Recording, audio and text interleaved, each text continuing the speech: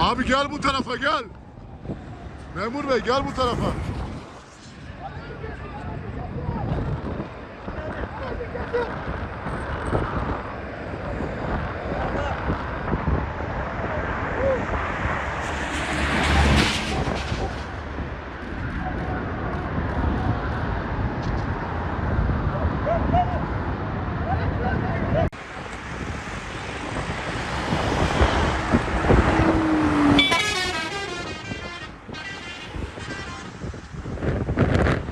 Yavaş yavaş.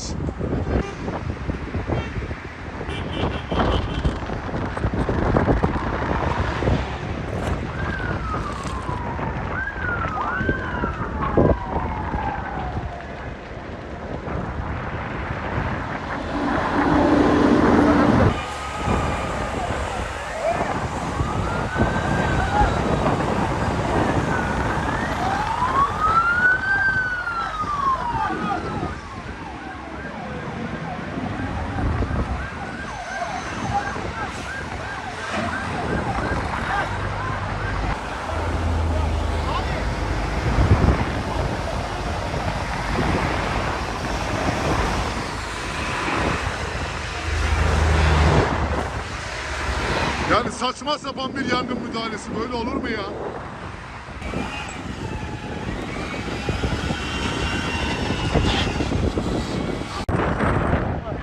Ne patladı arkadaşlar ya? Tüp patladı, tüp. Tüp patladı. 5. katta. Yok.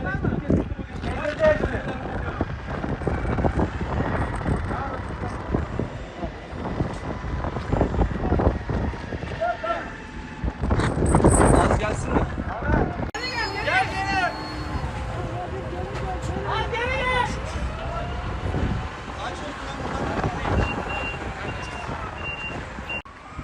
Abi elinde kovayla nereye koşuyorsun? Nereye koşacağım? Karınca misali işte.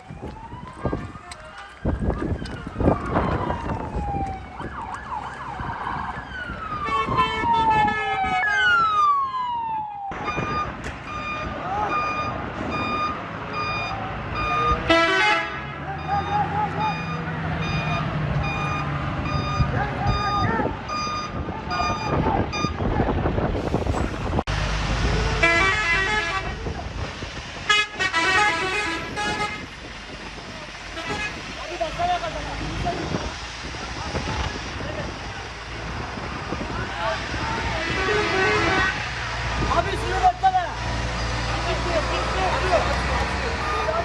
Abi getir onu çıkar bir yerden abi getir. Tutun.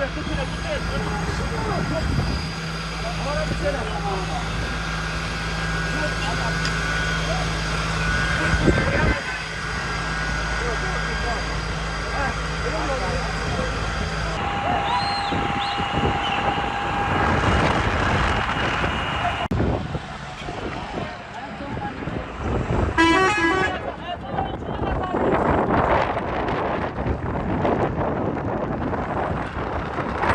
Nerede? Abi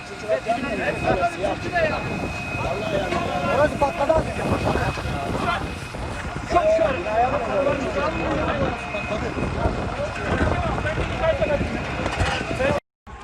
Gençler buradaki evlerde mi oturuyorsunuz? Yok abla biz okula geldik.